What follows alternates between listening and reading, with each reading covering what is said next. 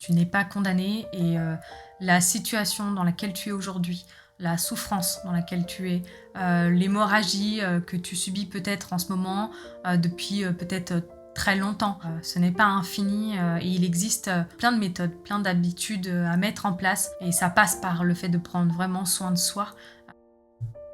À 22 ans, on m'a diagnostiquée avec une maladie dont j'avais encore jamais entendu parler, la RCH, donc la rectocolite hémorragique. Et je vais vous partager aujourd'hui des choses que j'aurais aimé savoir quand on m'a diagnostiquée.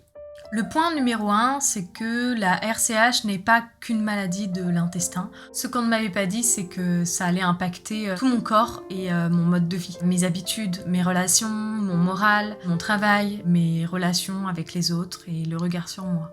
La RCH, c'est aussi des maux de ventre qui peuvent être terribles et que peu de personnes peuvent comprendre, hormis bien souvent les personnes qui sont elles-mêmes atteintes de cette maladie-là ou de Crohn.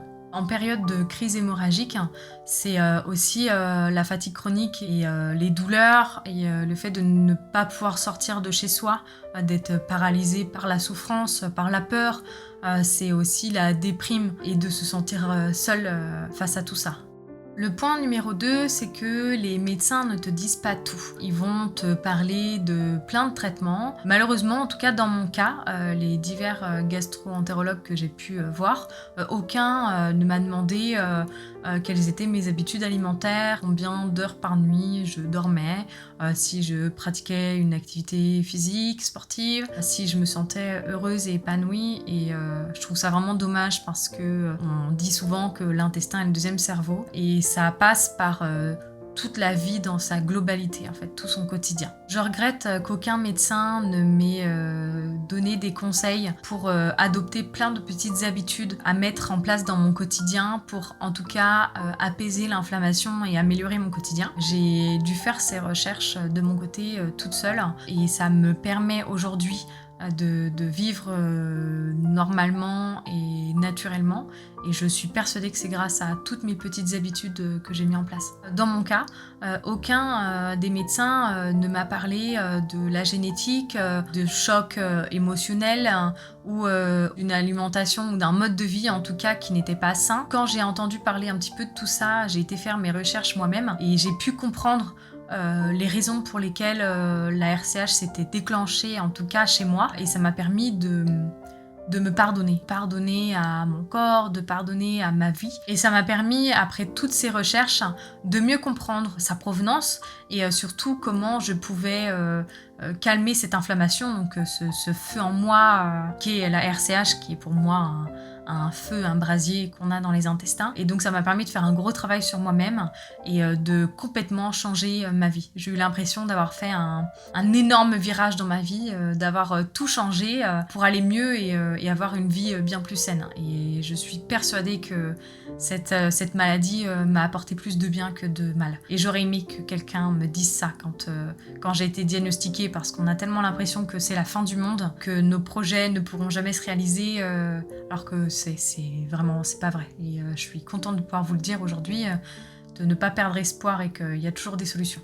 Le troisième point que j'aurais aimé qu'on me dise, c'est que l'alimentation est une arme puissante.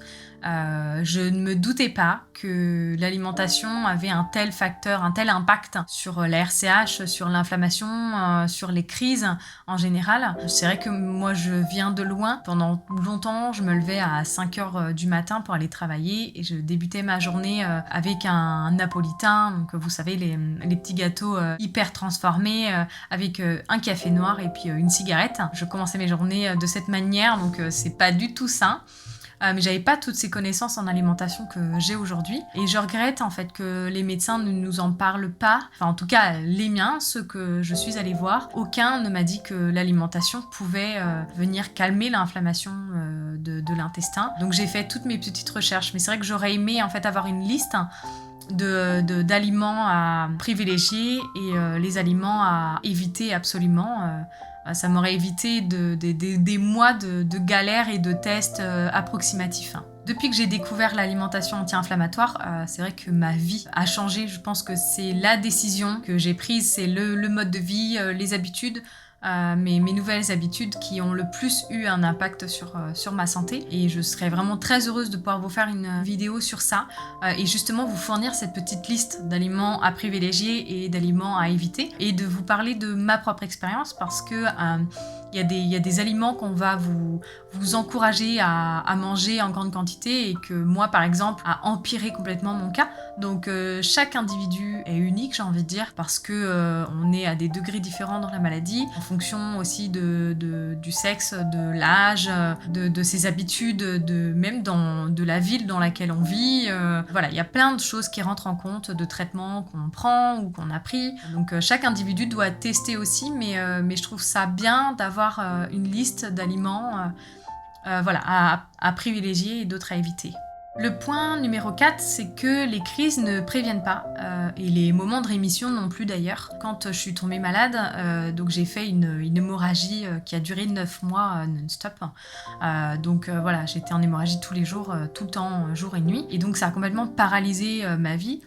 Mais une fois que l'hémorragie s'est calmée, j'ai eu des journées où je souffrais beaucoup de douleurs diverses, d'une fatigue, où j'avais très mal aux jambes, où j'avais du mal à marcher, des douleurs dans les bras, une fatigue vraiment forte au niveau des mains, donc je ne pouvais pas non plus trop porter de choses, faire le ménage ou faire à manger, enfin voilà. Et des moments aussi où ça allait mieux, où je pouvais à nouveau faire des dîners avec des amis, aller faire des courses, faire une randonnée, enfin voilà. Et puis le lendemain, ça pouvait aller très mal.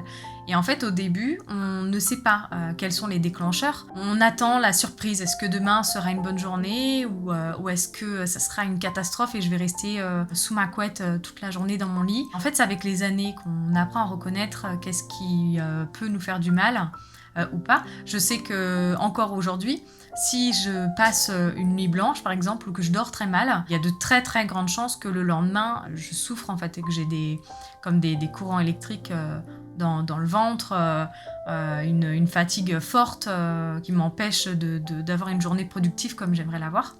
Mais je le reconnais. Ou par exemple, si je vais manger...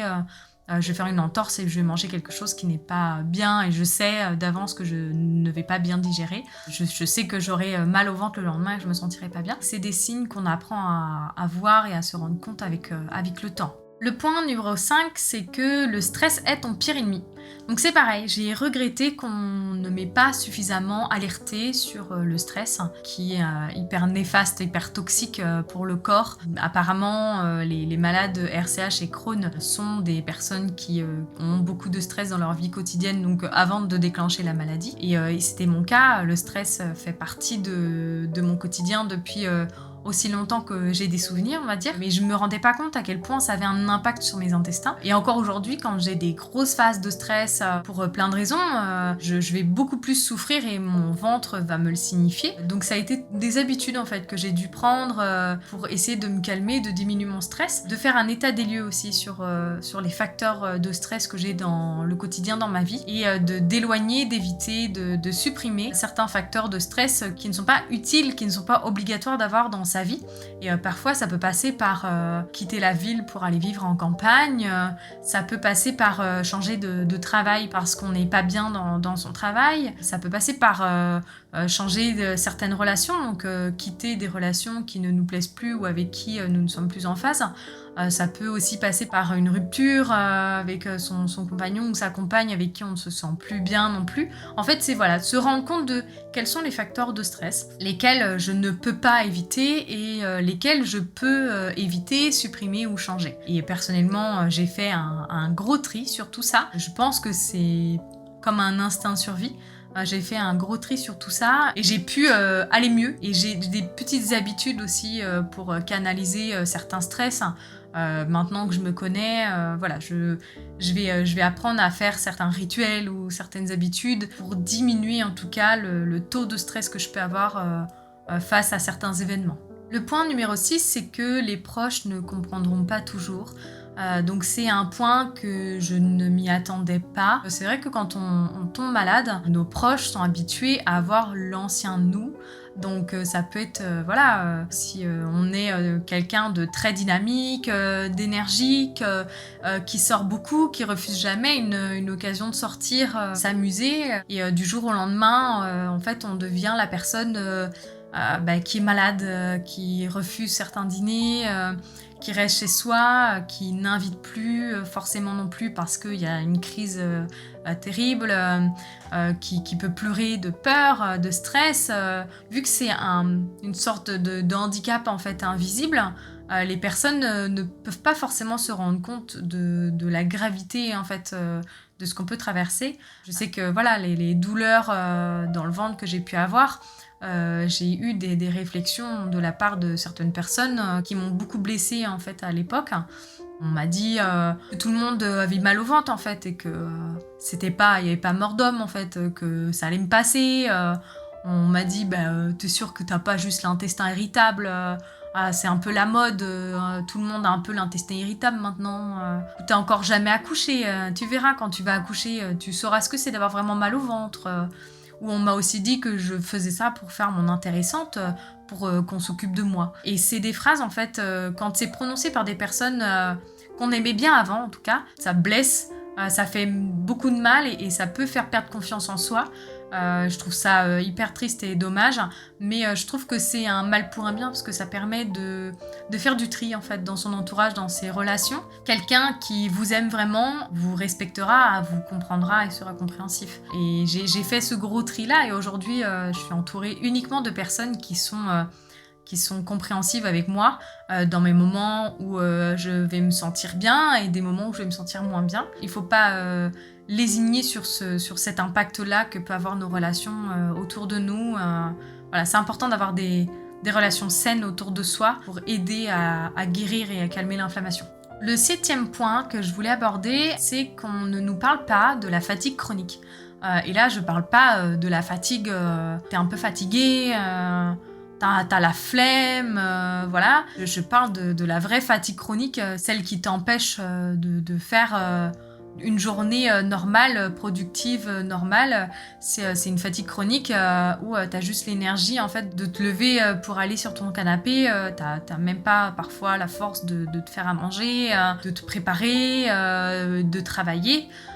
C'est une vraie fatigue chronique. Comme je l'ai dit tout à l'heure, c'est vrai que moi, j'ai parfois ce genre de journée où je sais que ça va être une journée qui va être très difficile parce que je vais avoir les jambes en chiffon, un peu comme une poupée de chiffon. Je vais avoir des douleurs dans les bras qui font que je ne peux pas porter de charge, je ne peux pas cuisiner, je ne peux pas faire la vaisselle. Je ne peux pas avoir un mode de vie normal, je vais avoir beaucoup de difficultés à travailler. C'est cette fatigue-là que je parle. Et pareil que certaines personnes peuvent ne pas comprendre. On peut se prendre des réflexions du genre quand j'avais ton âge, j'étais pas fatiguée comme ça. Ça, c'est les jeunes aujourd'hui. Ils sont fatigués, toujours fatigués. Non.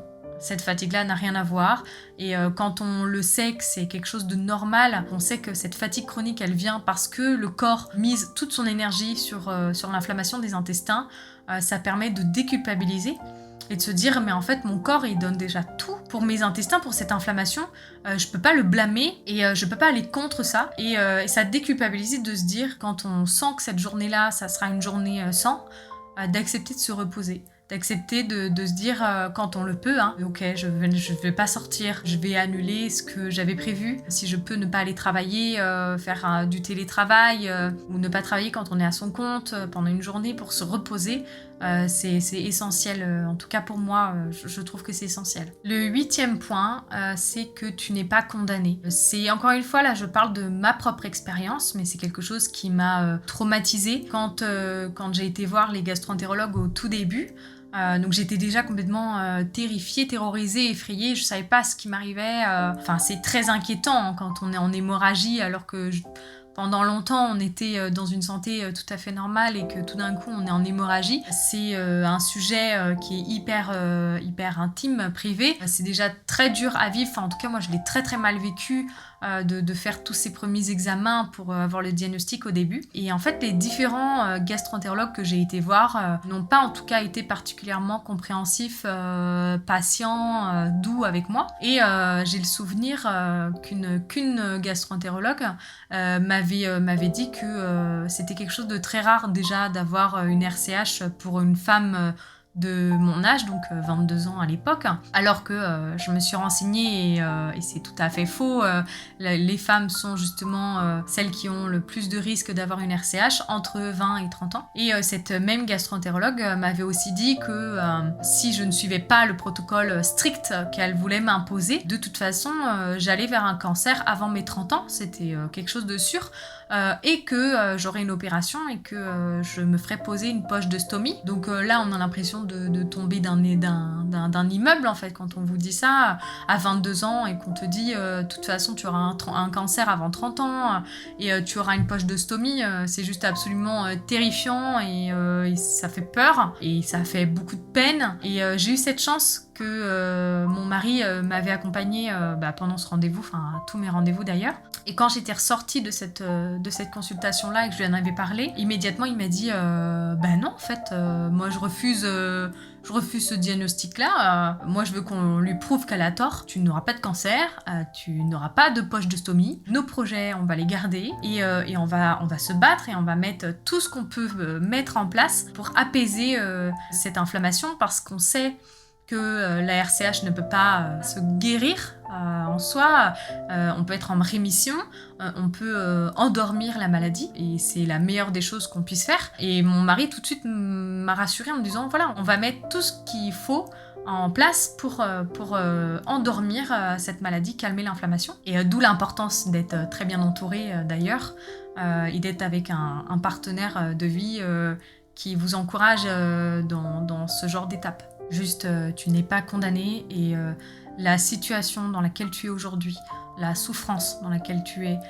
l'hémorragie que tu subis peut-être en ce moment depuis peut-être très longtemps. Ce n'est pas infini et il existe plein de méthodes, plein d'habitudes à mettre en place pour en tout cas calmer l'inflammation, calmer le corps en fait. Et ça passe par le fait de prendre vraiment soin de soi, mais il faut accepter de prendre soin de soi parce que certaines personnes n'y arrivent pas en fait à se faire passer en priorité, mais c'est la maladie qui te dit tu vas devoir te faire passer en priorité. Parce que quand tu t'es trop oublié, ton corps te rappelle qu'il ne faut pas s'oublier et qu'il faut prendre soin de soi tous les jours. Et c'est ce que j'ai dû apprendre et tous les jours je prends soin de moi aujourd'hui et je suis devenue ma propre priorité.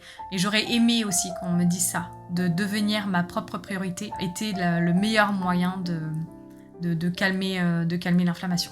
Le 9e point, c'est que tu n'es pas seule. Quand on m'a dit vous avez la RCH, moi j'avais jamais entendu ce mot. J'avais déjà entendu parler de la maladie de Crohn, comme beaucoup d'entre vous je pense, mais la RCH je connaissais pas. Donc il a fallu que je fasse des recherches sur internet pour comprendre ce que c'était, qui était touché, voilà, comprendre en fait tout ce qui était la maladie, mais je me suis sentie très seule parce que autour de moi, que ce soit famille ou amis, j'entendais parler personne en fait de RCH ou de Crohn d'ailleurs. Il pouvait y avoir l'intestin irritable peut-être pour quelques personnes et encore, mais rien de plus. Et j'ai fait mes petites recherches, donc je suis allée acheter des livres de personnes qui avaient cette maladie, donc ça m'a beaucoup réconfortée, rassurée, encouragée de savoir que j'étais pas seule et qu'il existait des solutions et des méthodes. Et j'ai été aussi voir sur les réseaux sociaux des personnes qui pouvaient parler de Crohn et de RCH et ça m'a beaucoup aidée.